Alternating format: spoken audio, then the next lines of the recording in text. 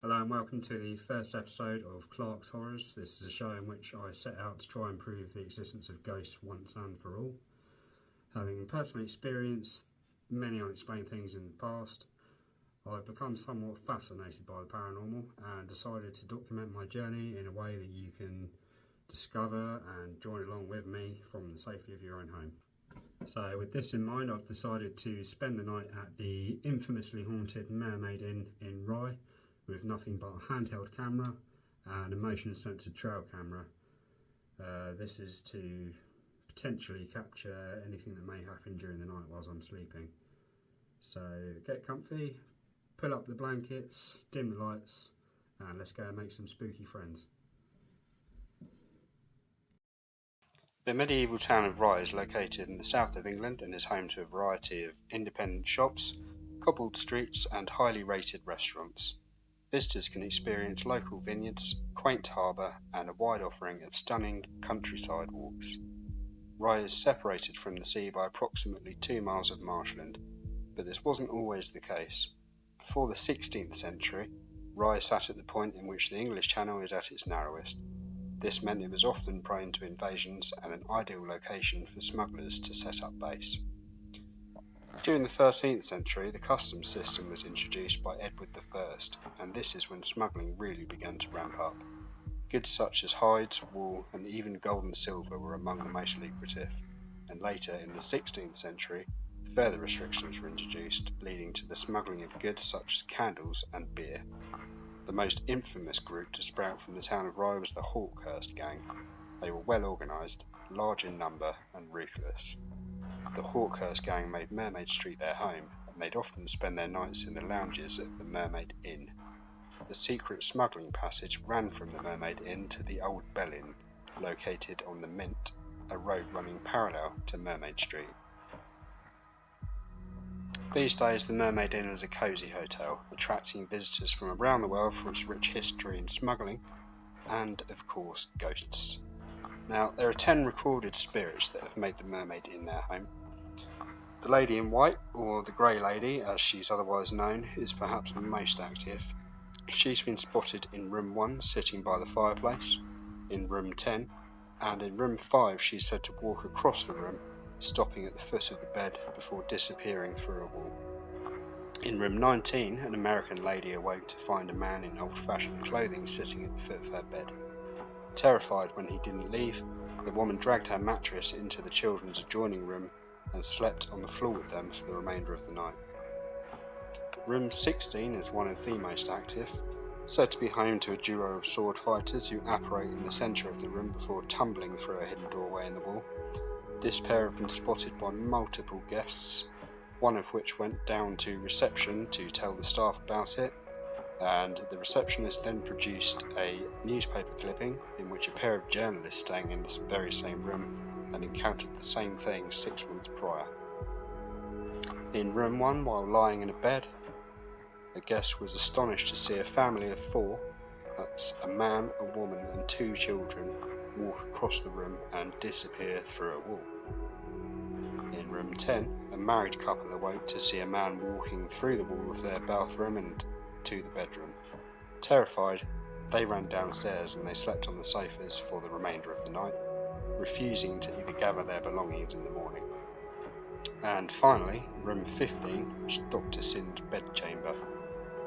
Now, if someone were to suggest holding a seance in such a place, you'd be forgiven for running in the other direction. Yet this is precisely what happened in room 15 several years back. Present were the medium himself and 5 staff members that had volunteered to take part. During the seance, the medium's face reportedly changed, enlarging on one side, and his voice also changed. The medium informed the group that a man with a dog had joined them in the corner of the room. Though the staff could not see the visitors, they in turn put their hands out. Part of their hands appeared shrouded in shadow, and each said they were touching something that felt like a dog. Okay, so we're here tonight, solo at the Mermaid Inn in Rye, south of England. This place was originally, well, the cellars date back to the 1100s, whatever you say. Originally built in 1300, burnt down and then rebuilt in 1420.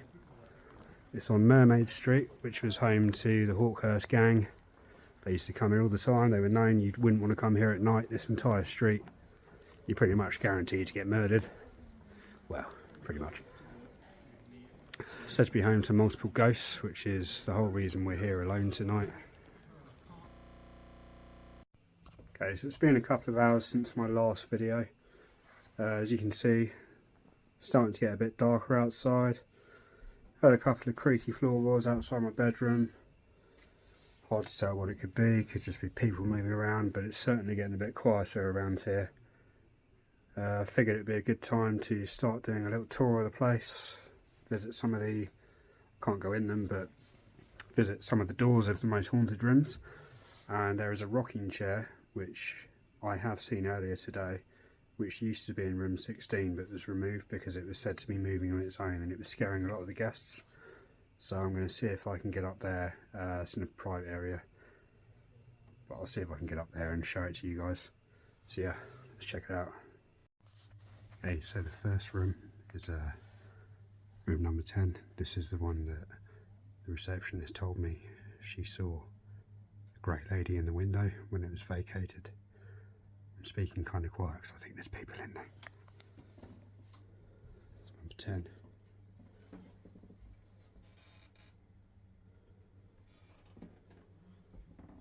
So yeah, that's our first one. Okay, we're now outside room number 1. This is Charles James's room. So this place has reportedly been home to Lady in Grey. She's been seen by multiple guests, and several people have woken to find their clothes that they've left on the side soaking wet, which can't really be a coincidence if you ask me, because it's been reported by multiple people, and obviously none of them know each other, but they all say the same thing. Okay, we're just climbing a rickety staircase on our way to room number 5, the Nutcracker Suite. This is another room. The Lady in Grey, or the Grey Lady, is said to have been seen by guests and staff. So this room, along with number 6, is kind of tucked away in its own little nook. This staircase here, you may notice the beer. That's just for Dutch courage. Okay, so number 15 is Dr. Sin's bedchamber.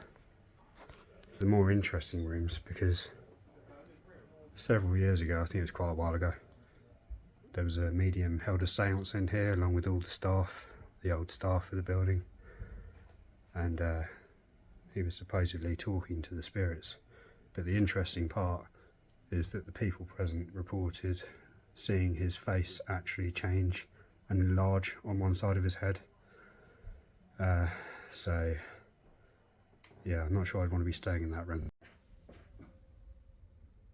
Okay, we're now outside room number 17. This is Kingsmill. Kingsmill is right next door to 16. This is one of the most haunted areas in the entire building. So this rocking chair here, this used to be in Kingsmill 17, but they moved it out into the hallway because guests were complaining about it moving on its own during the night. And it happened so many times, they just said, we'll take it out of the room altogether. 16 here. I thought I heard something then. 16 here, reportedly, is where ghostly sword fights happen on an almost nightly basis. So people were waking up in the middle of the night, seeing 2 sword fighters that would tumble through the wall together, through a false wall. And yeah, it's pretty cool. Maybe we'll come back here later when it's a bit darker. And then finally we have room number 19, which is the Hawkhurst Suite. For some reason they've actually taken the name off the door there. This place took me ages to find, not going to lie. It's like a maze in here. Room 19. An American woman was staying there a while back, and she woke up to a bloke in old-fashioned clothing sitting on the end of her bed, and he wouldn't move. So eventually she just changed rooms. I'll do a little tour of the actual place later so you can see just how confusing it is. I'm not sure why it was built like this, but... Okay, so it's now 8 PM. The village is pretty quiet, so I've come out for a little walk. I'm outside the Old Bell. This is one of the oldest little pubs in the area. So there used to be well, there may still be, a passageway underground that ran from the cellar of the Mermaid Inn, where I'm staying tonight. Runs parallel, Mermaid Street runs parallel to this road, and the passageway ran under the road over to the Old Bell. This was what the smugglers used to use to evade capture and, well, smuggle all their goods. Yeah. Okay, so I've just got back from another little walk around. I spoke to a few of the staff members. One of the servers in the restaurant, a young bloke, told me he had encountered something here before as well. So this was back during lockdown. They were looking for staff during furlough to live in, to look after the place. And for whatever reason, he stayed in room 17, which, as we all know, is one of the most haunted rooms. He said he woke up about 2 o'clock in the morning and he could hear 4 or 5 voices, male and female, talking to one another. The entire place was empty at the time, obviously, because of lockdown, COVID. So he did peek out of the room, he had a quick look around, couldn't see anything, and after that the voices were no more, they didn't start up again. So that's 2 out of 5 staff members I've spoken to so far that have experienced something here. So there's got to be something, you know, and I'm going to find it tonight. Okay, so it's almost 8:45 now. It's very quiet outside. I've had my window open the whole time because it's boiling in here. They seem to have the heating cranked right up throughout the whole place. My guess is so that people don't notice cold spots in their rooms or whatever. But I've got my trail camera recording in the corner there. You see the blue light just then. So yeah, let's head out and have a quick look around. Oh, and if I go a bit quiet from now and then, it's only because there are people staying in some of these rooms and I don't want to disturb them. So, I'm in 32, Mrs. Betts. I'm up in the arse end of the building. And you're going to see what I mean by the place is a bit of a maze. Going down one staircase here. This says to reception, that's where we want to go. I've probably gone down there, which is the wrong way. There's nothing really down there though. About 3 times so far, so let's go the right way.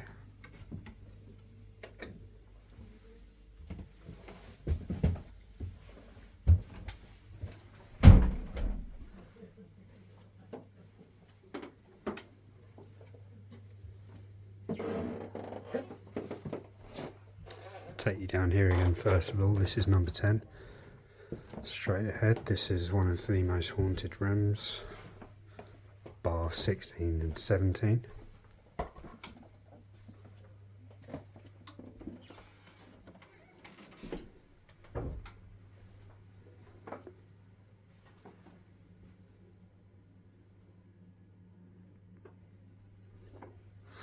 See, not really much to see in this area.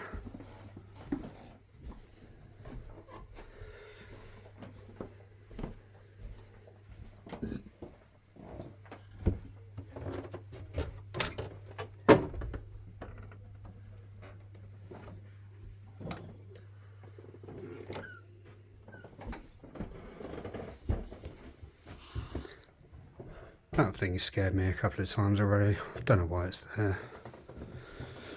Probably just there for the jump scares. And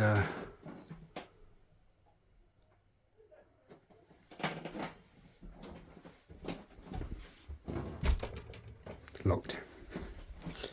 Right, let's try again.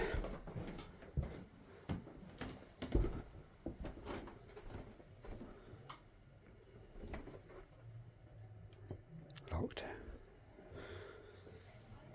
So here, that is the seance room. This leads down to the reception, and 3 here, 5 and 6 where we were earlier. I'm going to keep you on the whole time though, just in case we see something. As I say, it's getting pretty dark now.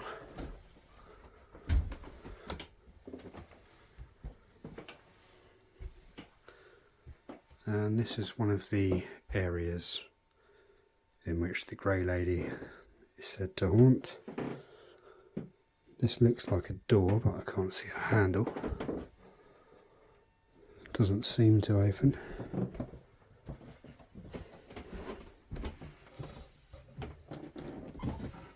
Pitch black.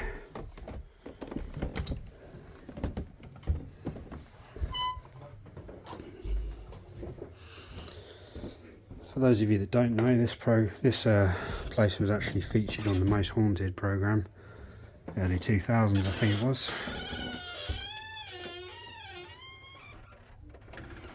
Now I don't believe in all that. The bloke that used to present it, just con artist if you ask me. I don't believe a word he said, but the place itself is certainly spooky.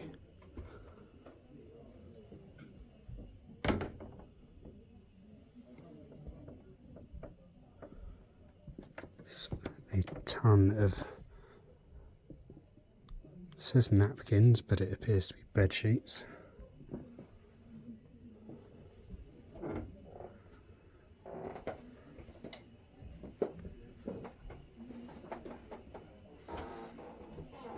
Okay, so now we're going to head down to the reception and the dining areas. There's a bar, a couple of fireplace and lounges.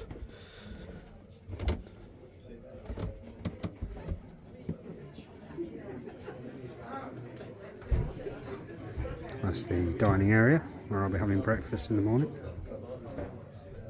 It's one of the lounges.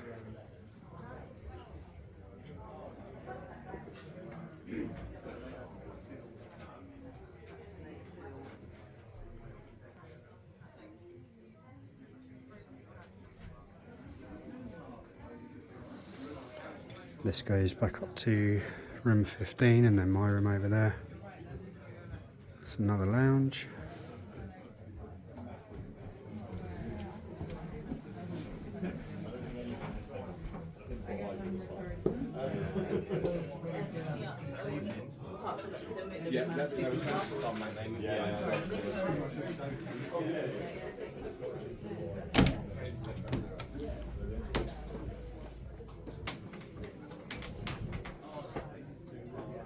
This just goes through to the dining room. Have a little peek. There we go, dining room. And then heading up here again. This is the spooky section. Not sure what this door is. Locked. Okay, so here again is Kingsmill. And 16, and again the rocking chair.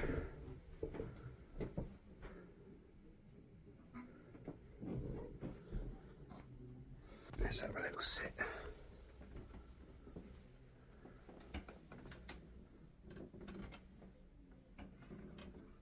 It's got that good old creak to it, so yeah, I wouldn't want that going off in my bedroom at night, to be honest.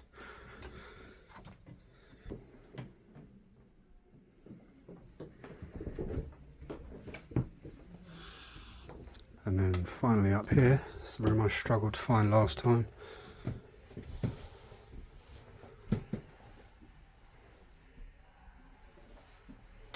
Not sure what this is.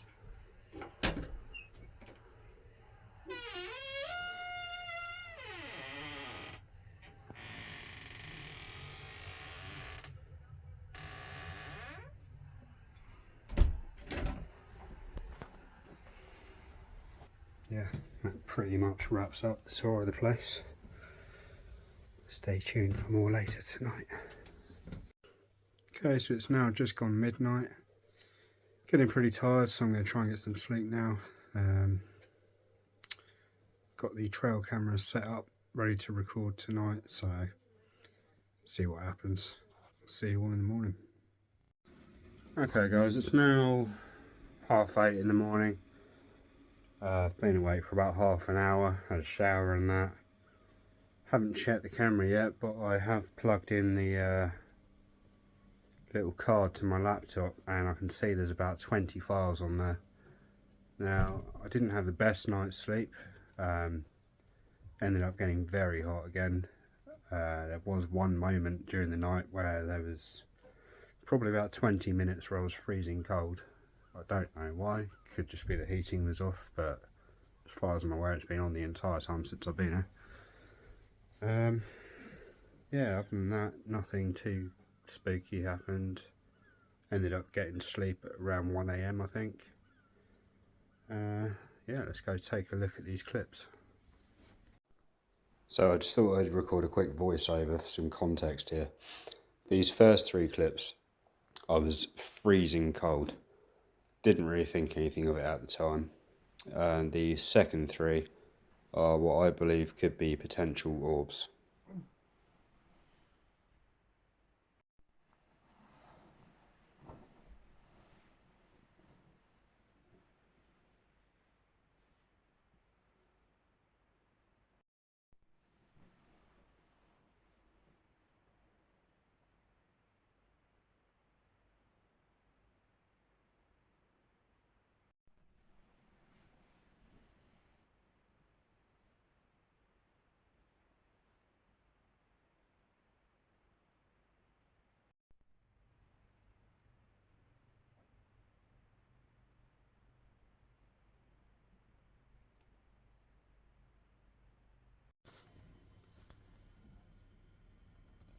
Okay guys, so outside room number 10 again.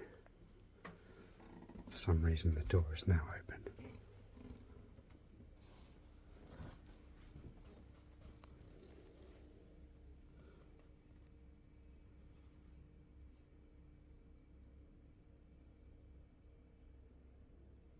And this is one of the rooms in which guests and the receptionist that I spoke to last night have seen the Grey Lady in. And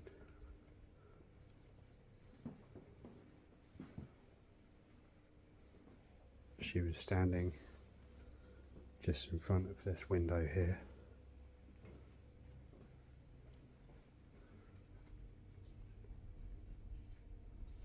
Don't know if that's supposed to be her, but it's pretty creepy nonetheless.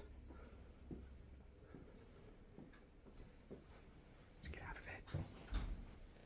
So there we have it guys, I'm back home in one piece. Nothing too spooky to be honest with you. I had a blast though, and I'll certainly be going back next time. Hopefully stay in room 16 or 17 as they were the most active. One thing I will say though is at the time of purchasing my trail cam I didn't realise, but it actually records the temperatures as well. You may have noticed that in the lower left hand corner of the screen there. So when I woke up during the night and I was really cold, it wasn't for very long. I imagined at the time it was probably for about an hour. But the trail cam was still recording 19 to 20 degrees, which is kind of strange because that was the temperature that it was the entire time I was there. Majority of the time I was so hot I wasn't even wearing a jumper.